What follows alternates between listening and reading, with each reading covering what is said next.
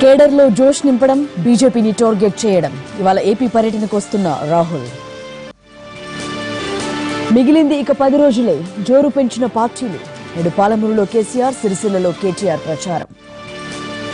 ఉత్తర కోస్తాకు బాబు, దక్షిణ కోస్తాకు జగన్, సిక్కోలులో పవన్. ఏపీలో కాకరేపుతున్న election campaign. పోరు ఉధృతం చేసిన నిజామాబాద్ రైతులు. ఇవాల్టి నుంచి నియోజకవర్గంలో బస్ యాత్ర. కేరళలో దారుణం. అదనపు కట్నం కోసం వేధింపులు. ఎముకల గూడుగా మారిన కోడలు. ఐపీఎల్లో రజల్, కార్తీక్ వీర విహారం. సూపర్ ఓవర్లో కోల్కతాపై ఢిల్లీ ఘన విజయం.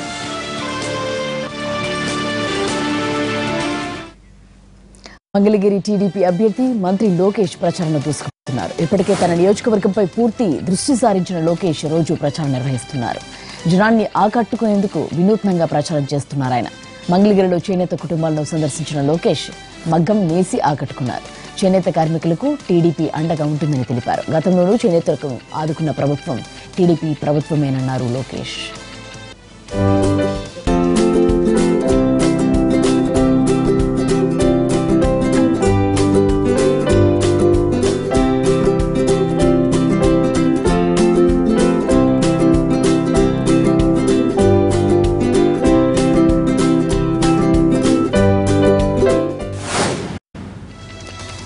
హిందూపురం టీడీపీ ఎమ్మెల్యే అభ్యర్థి నందమూరి బాలకృష్ణ సతీమణి ప్రచారంలో దూసుకెళ్తున్నారు. హిందూపురంలోని కంసాలపేటలో ప్రచారాన్ని నిర్వహించారు.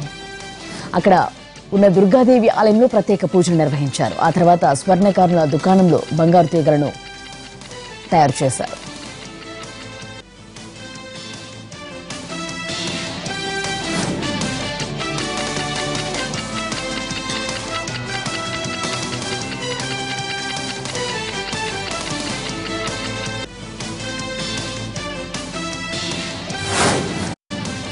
గన్మెన్ కాల్పుల్లో గాయపడిన మంత్రాలయం టీడీపీ అభ్యర్థి తిక్కారెడ్డి వీల్ చైర్ పై నుంచే ప్రచారం కొనసాగిస్తున్నారు. కొద్ది రోజులుగా హాస్పిటల్లో ట్రీట్మెంట్ తీసుకుంటున్న తిక్కారెడ్డి పోలింగ్ టైం దగ్గర పడుతుండటంతో ప్రచారాన్ని ముమ్మరం చేశారు.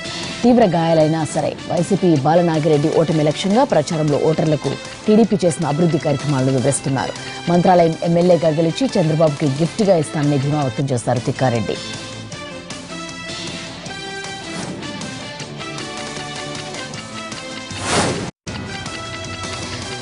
తెనాలి పట్టణానికి చెందిన హిజ్రాలు ఎమ్మెల్యే అలపాటి రాజేంద్ర ప్రసాద్ సమక్షంలో టీడీపీలో చేరారు. వారికి పార్టీ కండువాలు కప్పి ఆహ్వానించారు ఆలపాటి.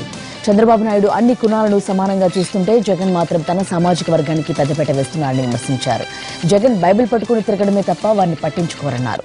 సీట్లు కూడా తమ సామాజిక వర్గానికి కేటాయించడం ఇందుకు నిదర్శనమన్నారు. ఇంటింటికి ప్రచారానికి వెళ్తుంటే అందరూ ఓటు సైకిల్కే వేస్తామని చెప్పడమే మా విజయానికి నిదర్శనమని తెలిపారు ఆలపాటి.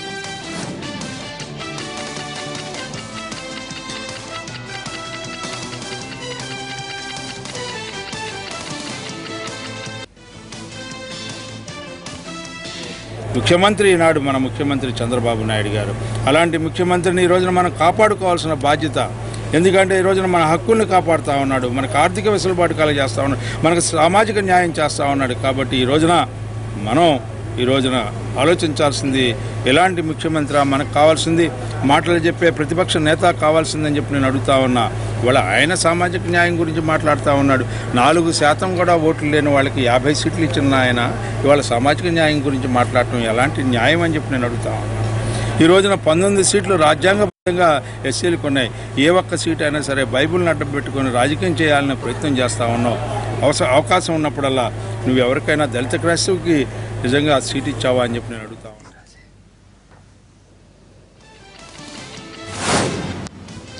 ఎన్నికల ప్రచారంలో నేతలు దూకుడు ప్రదర్శిస్తున్నారు. తిరుపతిలో టీడీపీ నేతలు ఒక అడుగు ముందుకు వేశారు. చెట్టు కొట్టు ఓటు పట్టు అంటూ వినూత్న ప్రచారం చేపట్టారు.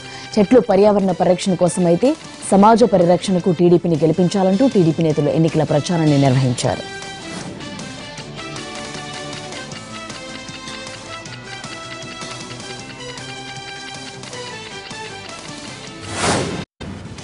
ఆంధ్రప్రదేశ్ కొత్త ఇంటెలిజెన్స్ చీఫ్ గా ఐపీఎస్ అధికారి కుమార్ విశ్వజిత్ ను నియమించింది కేంద్ర ఎన్నికల సంఘం. వైసీపీ నేతల ఫిర్యాదు తర్వాత అప్పటి వరకు ఇంటెలిజెన్స్ డీజీగా ఉన్న ఏబీ వెంకటేశ్వరరావును బాధ్యతల నుంచి తప్పించింది. ఆయన్ను హెడ్ క్వార్టర్స్ కు అటాచ్ చేశారు. వెంకటేశ్వరరావు స్థానంలో కుమార్ విశ్వజిత్ ను నియమిస్తూ ఆదేశాలు జారీ చేశారు. కుమార్ విశ్వజిత్ ప్రస్తుతం AP state level police recruitment board chairman గా ఉన్నారు.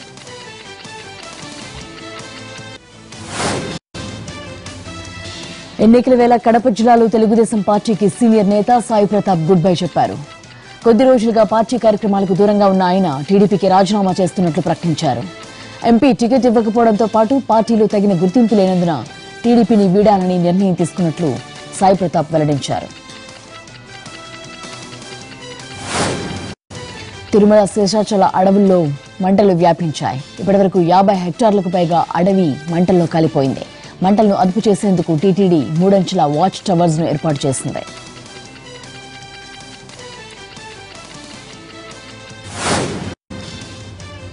పద్మశ్రీ అవార్డు గ్రహీత వనజీవి రామయ్య రోడ్డు ప్రమాదంలో గాయపడ్డారు. ఖమ్మం జిల్లా కేంద్రంలోని మున్సిపల్ కార్యాలయం రోడ్లో వెళ్తున్న ఆయన్ను గుర్తు తెలియని వాహనం ఢీకొనడంతో భుజం ఫ్రాక్చర్ అయింది. ప్రస్తుతం రామయ్య ఖమ్మం ప్రభుత్వ హాస్పిటల్లో చికిత్స పొందుతున్నారు. ఆయనకు ఎలాంటి ప్రమాదం లేదని వైద్యులు తెలిపారు.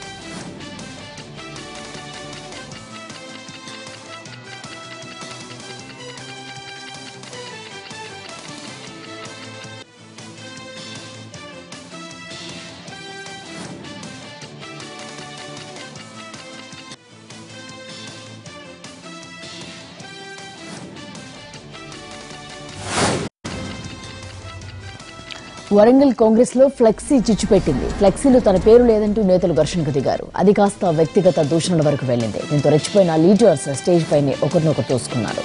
చొక్కాలు పట్టుకుని కొట్టుకున్నారు. పక్కనే ఉన్న కార్యకర్తలు ఆ ఇద్దరు నేతలను విడదీయడంతో గొడవ సద్దుమణిగింది.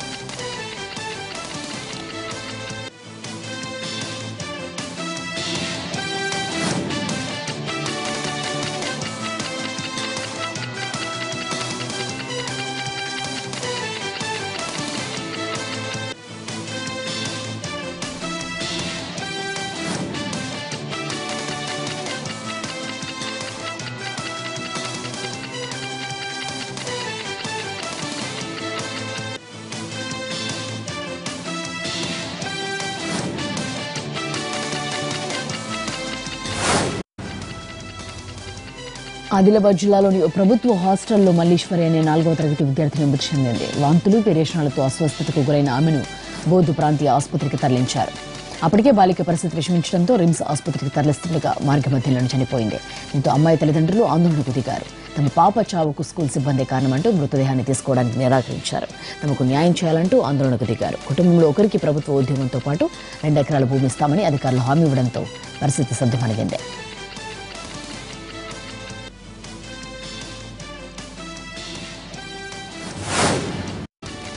మహబూబాబాద్ జిల్లాలో పట్టాదారు పాస్ పుస్తకాలను జారీ చేయాలంటూ ధర్నాకు దిగారు అక్కడి రైతులు. గ్రామ పంచాయతీ కార్యాలయం ముందు ఆందోళన చేశారు మాధవపురం గ్రామ రైతులు. పార్లమెంట్ ఎన్నికల్లోపు అధికారులు పాస్ పుస్తకాలను జారీ చేయాలని, లేకుంటే ఎన్నికలను బహిష్కరిస్తామని రైతులంతా ఏకగ్రీవంగా తీర్మానం చేసుకున్నారు. ఆ తర్వాత ప్లకార్డ్స్ ను పట్టుకుని ధర్నా చేపట్టారు.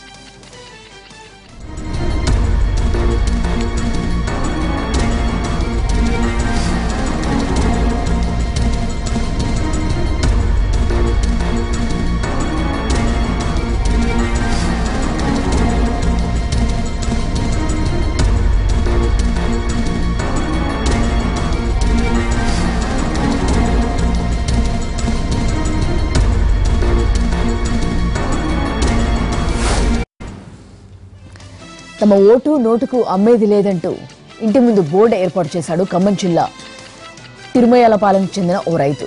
నోటుకు ఓటు వేసే ఈ రోజుల్లో ఇంటి ముందు ఇక్కడ ఓట్లు అమ్మబడవు అని బోర్డు పెట్టి ప్రజాస్వామ్యాన్ని కాపాడాలని కంకణం కట్టుకున్నారు ఆ దంపతులు. జరగబోయే ఎన్నికల్లో డబ్బును విచ్చలవిడిగా పంచడం చూసిన వారు సమాజంలో మార్పు రావాలని ఈ నిర్ణయానికి వచ్చామంటున్నారు. డబ్బు తీసుకుని ఓటు వేస్తే ప్రశ్నించే హక్కు కోల్పోతామని చెప్పారు ఆ దంపతులు.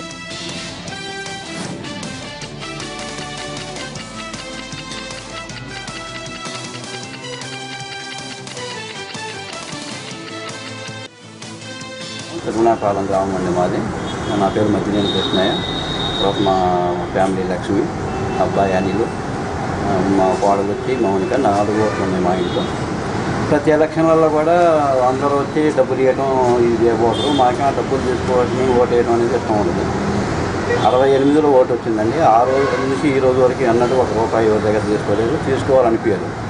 తర్వాత ఎవరైనా తీసుకున్నాం అని చెప్పినా కూడా అదొక భావంగా అనిపిస్తుంది తప్ప తీసుకోవడం కరెక్ట్ అని అనిపించదు. సరే, ఇది ఎప్పటి నుంచో ఇట్లా ఒక బోర్డు ఏర్పాటు చేద్దామని చెప్పి ఆలోచనలో ఉంది. అది ఇప్పుడు ఈ పార్లమెంట్ ఎలక్షన్లో కార్యరూపంలోకి బోర్డు పెట్టడం జరిగింది. ఎందుకంటే ఆ బోర్డు పెట్టడం ఎవరన్నా కొంతమంది నార్మల్గా ఊగిసలాగేటోళ్ళు ఇట్లా దీన్ని ఒక ఆదర్శంగా తీసుకొని కొంతమంది అయినా మారకపోతారా, ఇట్లా ఇద్దరు నలుగురు కట్ట చెప్పుకుంటే ఇలా ఉన్న మార్పు వస్తుందేమని చిన్న ఆశతోని ఇది పెట్టి పెట్టడం జరిగిందండి. అందరూ చెప్పేది ఒకటే, ఎవరైనా ప్రజాస్వామ్యంలో అత్యంత విలువైనది ఓటు. ఈ ఓటుని అమ్ముకోకుండా మనకి నచ్చిన అభ్యర్థిని మనకి ఎవరు పని చేస్తారో పని చేయగలిగే సత్తా ఎవరికి ఉందో అభ్యర్థిని ఎన్నుకోవడానికి ఉపయోగించాలి ఓటు. కానీ అమ్ముకొని ఎవరికి పరిచయం పని చేయని వాళ్ళకి పార్టీలు మారే వాళ్ళకి ఓటు వేయడం అనేది అది కరెక్ట్ కాదని గోవా దివంగత ముఖ్యమంత్రి మనోహర్ పారికర్ తనయులు త్వరలోని రాజకీయాల్లోకి ప్రవేశించనున్నారా అంటే అవుననే సమాధానం వస్తుంది. తాము త్వరలోని రాజకీయాల్లోకి ప్రవేశిస్తామనే ఊహాగానాలు వ్యక్తమయ్యేలా పారికర్ కుమారులు ఉత్పల్, అభిజిత్ ఒక ప్రకటన విడుదల చేశారు. వారిద్దరూ లోక్సభ ఎన్నికలు, పనాజీ అసెంబ్లీ ఉప ఎన్నికల్లో పోటీ చేసే అవకాశం ఉందని కొన్ని రోజులుగా ప్రచారం జరుగుతోంది. ఈ క్రమంలోనే తమ తండ్రి వారసత్వాన్ని కొనసాగిస్తామంటూ వారు ప్రకటన చేశారు. తమ తండ్రి అనారోగ్యంతో బాధపడుతున్న సమయంలో ఆయనకు ప్రధాని మోదీ పూర్తి మద్దతు తెలిపారని, ఆయనతో పాటు కేంద్ర మంత్రులకు కృతజ్ఞతలు తెలుపుతున్నామని ప్రకటనలో పేర్కొన్నారు.